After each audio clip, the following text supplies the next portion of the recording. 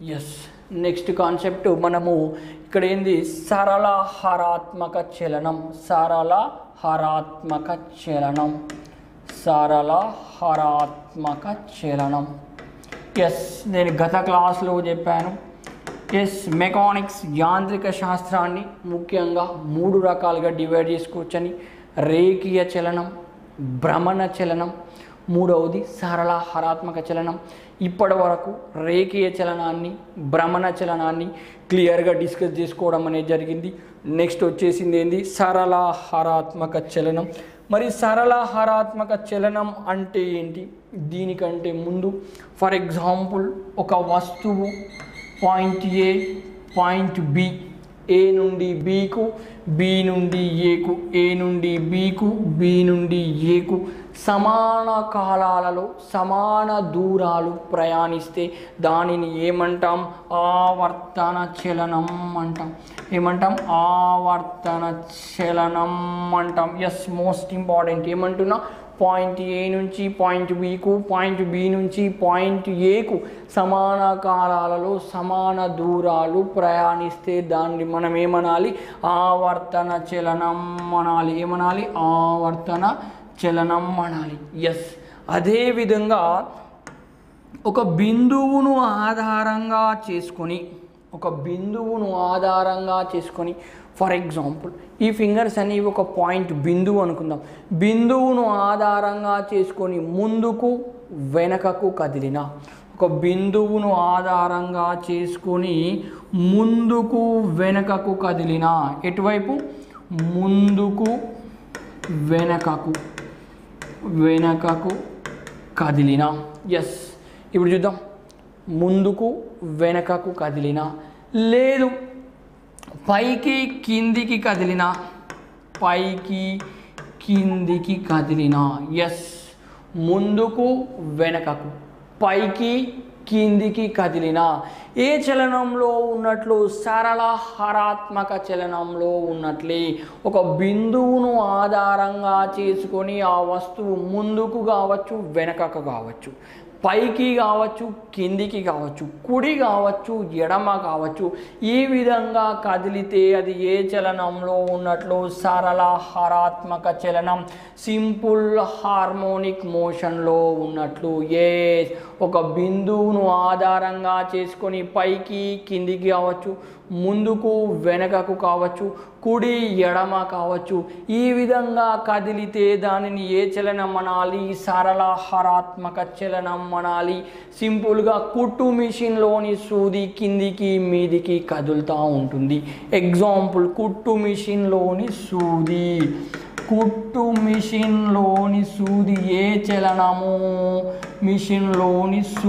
ఏ చలనము సరళ హరాత్మక చలనము ఎస్ ఒక పాయింట్ ఊయల ముందుకు కదులుతుంది వెనకకు కదులుతుంది ఊయల ముందుకు కదులుతుంది వెనకకు కదులుతుంది ఇది ఏ చలనము సరళ హరాత్మక చలనము ఎస్ ఒకవేళ పైకి కిందికి కదిలితే ఏ చలనము సరళ హరాత్మక చలనమే ఎస్ కుట్టు మిషన్లోని సూది కావచ్చు ఊయల కావచ్చు ఎస్ గుడి గంట లోపల ఉంటుంది కదా దాన్ని ఇట్లా కొట్టినప్పుడు అది ముందుకు వెనకకు వెళ్తుంది ఏ విధంగా వెళ్తుంది ముందుకు వెనకకు వెళ్తుంది గుడి గంట ఎస్ ఏ చలనము అది కూడా సరళ హరాత్మక చలనానికి బెస్ట్ ఎగ్జాంపుల్ అదేవిధంగా ఈ షేప్లో ఉంది పరావలయంలో ఉంది దీనిలో ఒక బంతిని నేను వదిలేసిన ఈ బంతిని వదిలేసినప్పుడు ఏమవుతుంది ఇది పైకి కిందికి కదులుతూ ఉంటుంది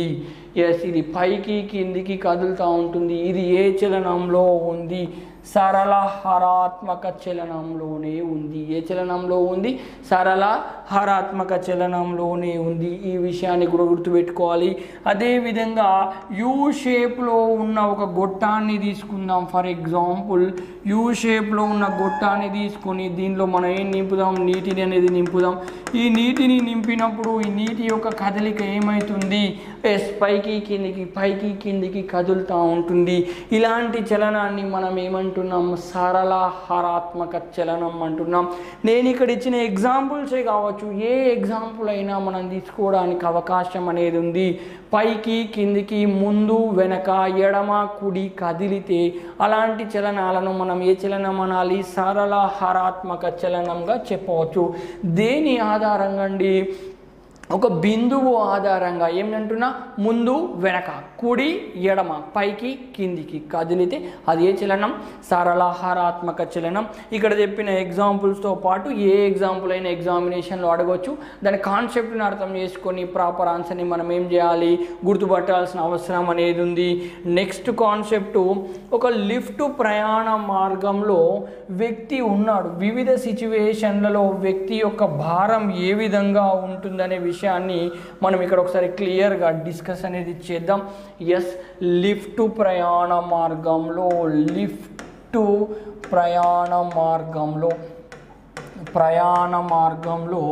ఉన్న వ్యక్తి భారము ఎస్. మరి వాస్తవానికి లిఫ్ట్లో ఉన్నప్పుడు భారాన్ని ఏ విధంగా తీసుకోవాలి? సాధారణంగా ఒక వ్యక్తి యొక్క భారాన్ని వెయిట్ డబ్ల్యూతో సూచించాలి. W that is equal to mg, mass gravitational force. ఇక్కడ mass and gravitational force W that is equal to mg.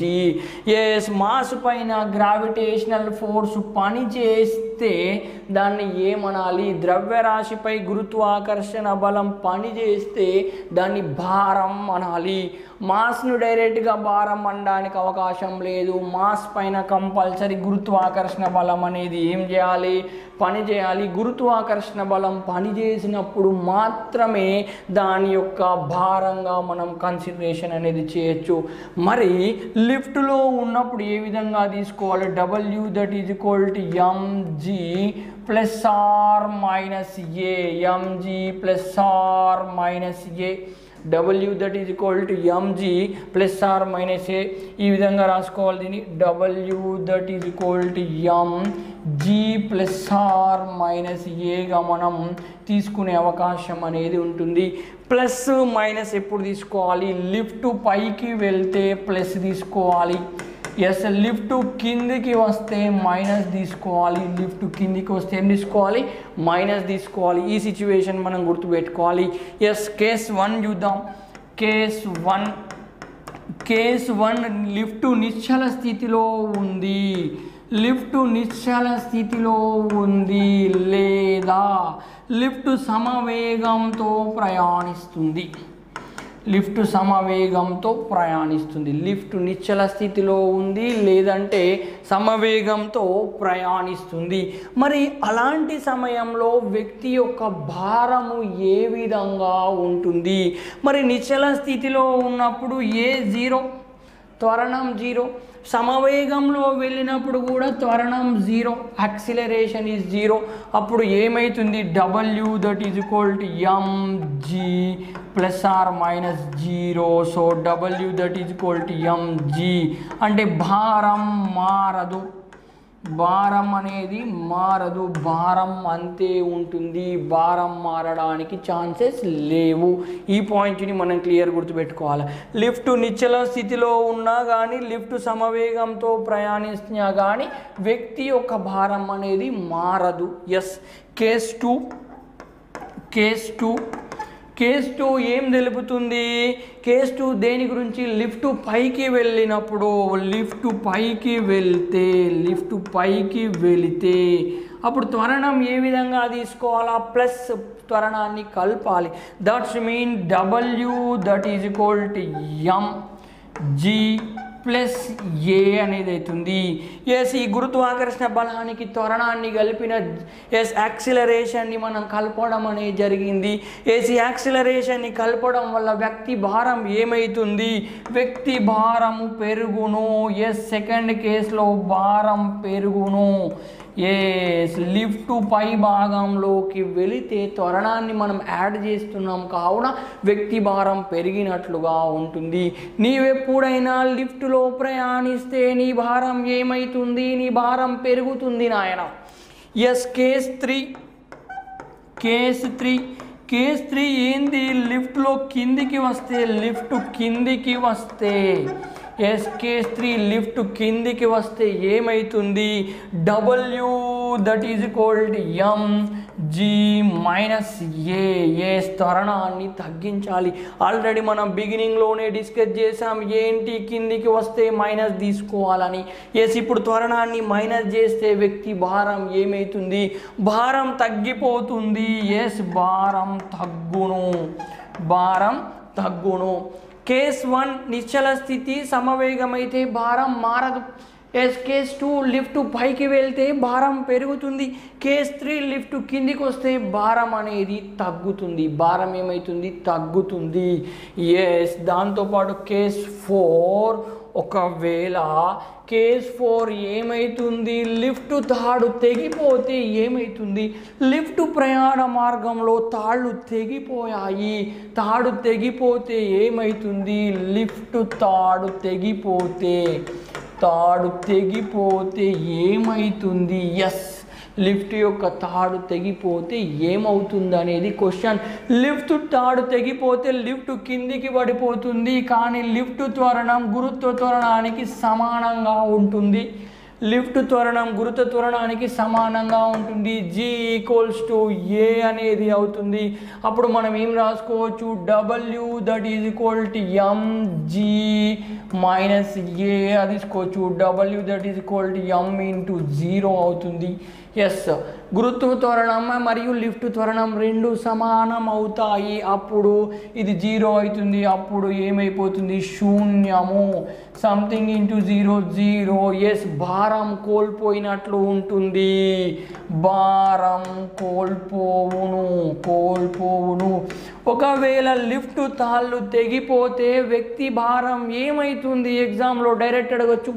భారంలో మార్పు రాదు, ఆప్షన్ ఏ. భారం పెరుగును, option B.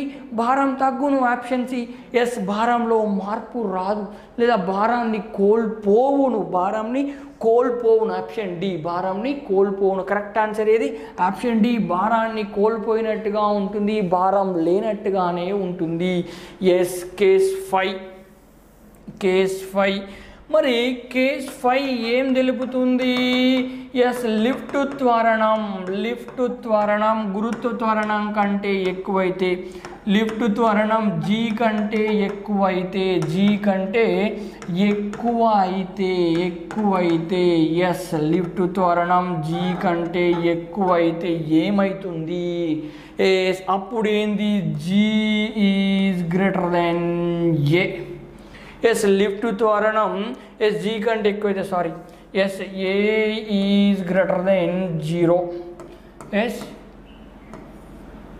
Yes A is greater than G అవుతుంది. A is greater than G అనేది అవుతుంది. Lift త్వరణం గురుత్వ త్వరణం కంటే ఎక్కువైతే ఈ సిచ్యువేషన్లో ఏమవుతుంది, ఈ సిచ్యువేషన్లో లిఫ్ట్లో కింది భాగంలో ఉన్న వ్యక్తి లిఫ్ట్ పై భాగంలో తగులుతాడు. లిఫ్ట్ పై భాగానికి వెళ్ళి తగులుతాడు.